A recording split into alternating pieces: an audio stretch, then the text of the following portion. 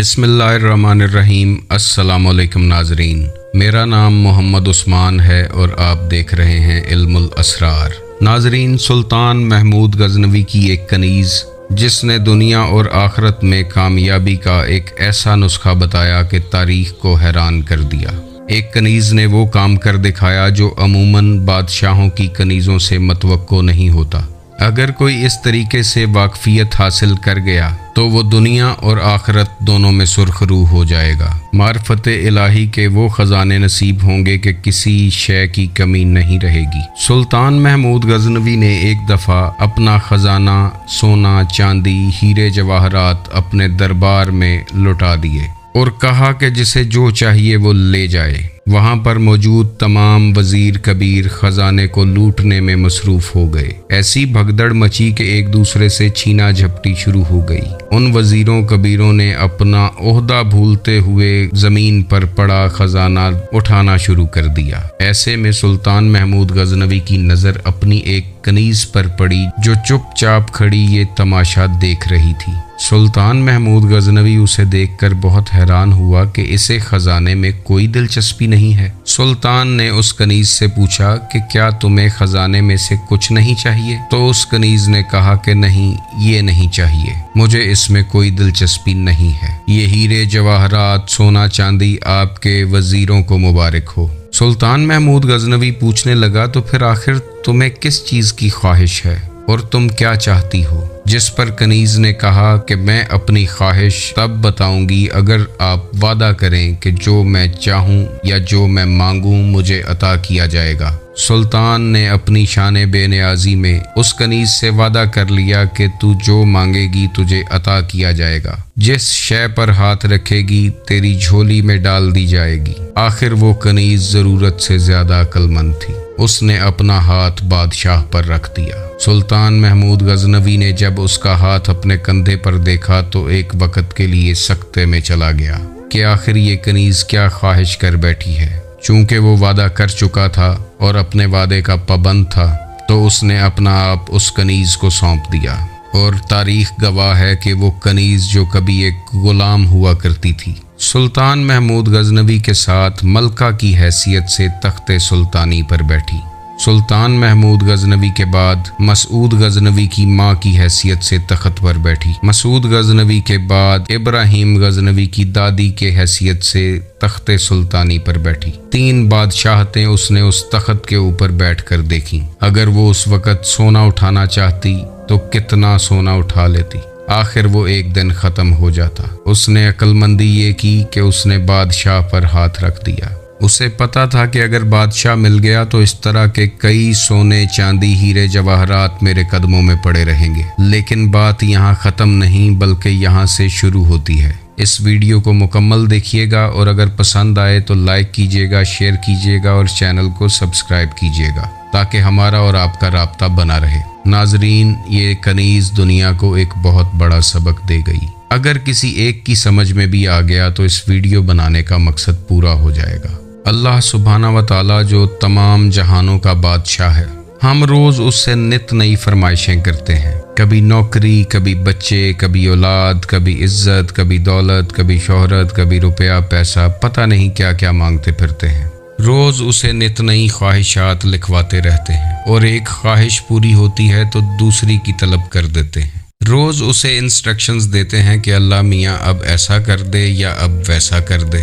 कभी उसको कहा है कि अल्लाह मियाँ हम तेरे किए पर राज़ी हैं, तू इज़्ज़त दे फिर राज़ी हैं, तू ज़िल्लत दे फिर भी राज़ी हैं, तू सेहत और शिफा याबी दे दे तो फिर भी राज़ी हैं, और अगर तू बीमारी दे दे तो फिर भी राज़ी हैं, तू तंग दस्ती दे दे तो तेरी तंग दस्ती पे भी राज़ी हैं, तू खुशहाली दे दे तो तेरी खुशहाली पर भी राज़ी हैं। क्योंकि अगर इज़्ज़त वो देता है तो ज़िल्लत भी वही देता है, अगर कामयाबी वो देता है तो नाकामी भी वही देता है, अगर बीमारी वो देता है तो शिफा भी वही देता है। वो कई तरह से अपने बंदों को आजमाता है और हम कई तरह से कुरान की सूरतें विर्द वज़ाइफ पढ़ पढ़ के उससे दुनिया मांगते रहते हैं।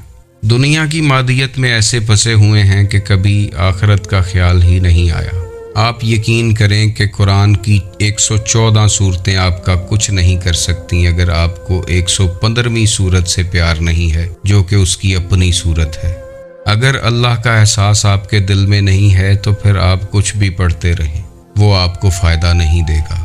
جب ہم لوگوں سے گلے شکوے کرتے ہیں کہ ہم بہت پریشان ہیں، بہت تنگ دست ہیں، غربت میں ڈوبے ہوئے ہیں، کھانے پینے کے لالے پڑے ہوئے ہیں، تو دوسرے الفاظ میں ہم اپنے اللہ کا گلہ کر رہے ہوتے ہیں کہ اس نے ہمیں ٹھیک نہیں رکھا ہوا۔ کبھی اس سے یہ نہیں کہتے کہ اللہ میاں کسی دن اپنے قرب کا راستہ ہی عطا فرما دے۔ کبھی یہ نہیں کہتے کہ آج دنیا مانگنے نہیں آئے، آج تیری بارگاہ سے صرف تجھے مانگنے آئے ہیں۔ کبھی اس سے یہ نہیں کہا کہ اللہ میاں آج صرف تجھے پانے کی خواہش ہے، کیونکہ جس نے تجھے پا لیا اس نے کچھ نہ کھویا، اور جس نے تجھے کھو دیا اس نے کچھ نہ پایا۔ اللہ میاں جو 70 ماؤں سے زیادہ پیار کرتا ہے، اسے صرف اپنی خواہشات گنواتے رہتے ہیں۔ ناظرین، ایک بات یاد رکھیں کہ مانگنے والے کے لیے گھر کا ڈرائنگ روم نہیں کھولا جاتا، مانگنے والے کو دہلیز سے ہی عطا کر کے واپس بھیج دیا جاتا ہے۔ ڈرائنگ روم کا دروازہ صرف اس شخص کے لیے کھولا جاتا ہے جو آپ کا حال چال پوچھنے آتا ہے۔ ہم ہر نماز کے بعد بارگاہ الہی میں ہاتھ اٹھاتے ہیں اور دنیا مانگنے میں مصروف ہو جاتے ہیں۔ نماز جو کہ مومن کی معراج ہے، اللہ سے کنیکشن کا ایک راستہ ہے۔ کبھی تو اللہ سے کہیں نہ کہ آج نماز صرف اس لیے پڑھ رہا ہوں کہ آج تیرا قرب چاہتا ہوں، آج تیری بارگاہ میں صرف تجھ سے ملنے آیا ہوں۔ تو پھر دیکھیں وہ جو شاہ رگ سے زیادہ نزدیک ہے وہ کیا کرتا ہے۔ کسی دن سلطان محمود غزنوی کی اس کنیز کی طرح اللہ سے کہیں نہ کہ مجھے تو چاہیے ہے، تو پھر دیکھیں وہ کرتا کیا ہے۔ نماز میں ہم سر تو سجدے میں رکھتے ہیں، لیکن اس سر کے اندر جو ایمبیشنز، جو گولز، جو آئیڈیاز چل رہے ہیں، کبھی وہ اس کے قدموں میں رکھ کے دیکھیں تو وہ کرتا کیا ہے۔ روز اسے بتاتے ہیں کہ آج یہ سورت اتنی دفعہ پڑھ لی، آج یہ تسبیح اتنی دفعہ کر لی، تو اس کے بدلے اب ہمیں نوکری، بچے، اولاد، عزت، دولت، شہرت چاہیے۔ ہم اپنی تمام نیکیاں اور ثواب لے کر اس کی بارگاہ میں پیش ہو جاتے ہیں۔ کبھی اس کی بارگاہ میں گناہگار بن کر بھی پیش ہونا، ندامت کے آنسو اس کی بارگاہ میں پیش کر کے دیکھیں۔ کوئی خالص چیز اس کی بارگاہ میں پیش تو کریں۔ نیکیاں تو زیادہ تر ہمارے پاس خالص نہیں ہوتی، کبھی دکھاوے کے لیے تو کبھی اپنی دنیاوی حاجات کو پورا کرنے کے لیے کی جاتی ہیں، لیکن گناہ انسان خالصتاً اپنی لذت کے لیے کرتا ہے۔ تو کبھی آنکھیں بند کر کے انتہائی ندامت کے ساتھ سر جھکا کر بارگاہ الہی میں کوئی خالص گناہ ہی پیش کر کے دیکھ لیں۔ جیسے ایک ماں اپنے بچوں پر پردہ ڈال لیتی ہے، بچوں کی برائیاں، گناہ چھپا لیتی ہے، تو پھر دیکھیں کہ وہ 70 ماؤں سے زیادہ جو پیار کرتا ہے وہ آپ کے ساتھ کیا کرے گا۔ کبھی کبھی عبادتیں بہت پیچھے رک جاتی ہیں اور ندامتیں بہت آگے جا کھڑی ہوتی ہیں۔